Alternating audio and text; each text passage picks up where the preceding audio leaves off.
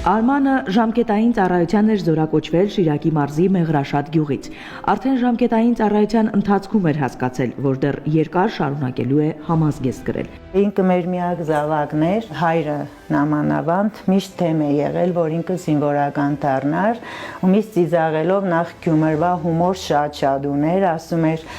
«Բա դու խելոք մնա, ես գեներալ կդառնամ, հետո կամաճես, որ ինձ չես թողել զինվոր դառնալու»։ Պատվոգրերն ու շնորհակալագրերն էլ իրենց հերթին են վկայում։ Արմանն արժանապատվորեն ավարտել էր պարտադիր ժամկետային ծառայությունն ու վերադարձել հայրենի գյուղ, ընդունվել Շիրակի պետական համալսարանի ռազմագիտության ֆակուլտետ։ Զուգահեռ անցել էր պայմանագրային ծառայության հայկական բանակի ստորաբաժանումներից մեկում։ Շատ լավ էր իրեն դրսևորել ու քանի որ ուսանողել էր բարձրագույն հաստատությունում, այնտեղ ասել էին, որ սեպտեմբերի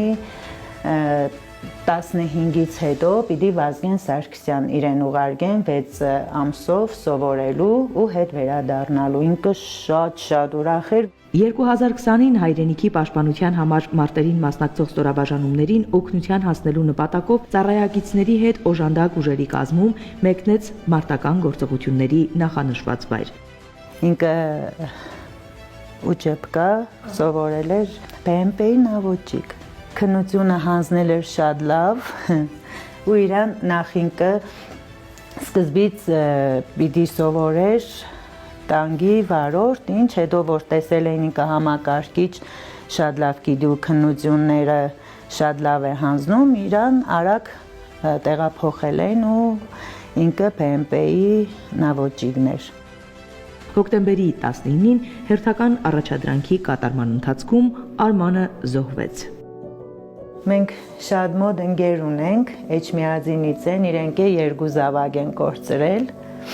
Գեղամն ու Նուշիկը, իրենք մեզանից շուտ են ունեցել։ Ու միշտ իրենք էին ասում, որ դու չես պատկերացնի, ինչքան կփոխվի ձեր տունը։ Ես միշտ պատմում էի, թե Նուշ հավատում ես,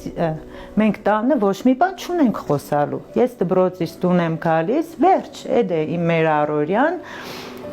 հարց չունենք իրար տալու, չգիտեմ,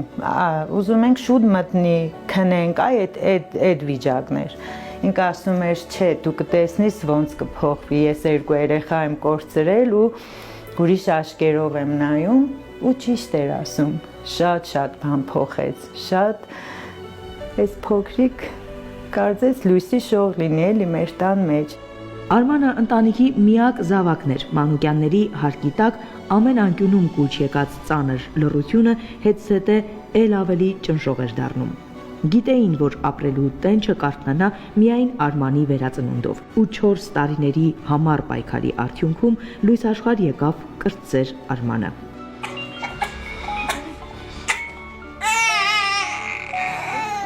Ես ուզում եմ, որ ամեն տղու տեղը ծնվին այդ տղաները։ Մենք էլ այս ցևի ենք հաղթում, ապրելով, ապրեցնելով, կյանք տալով նորից նոր Արմանին, նոր Մխիտարներին,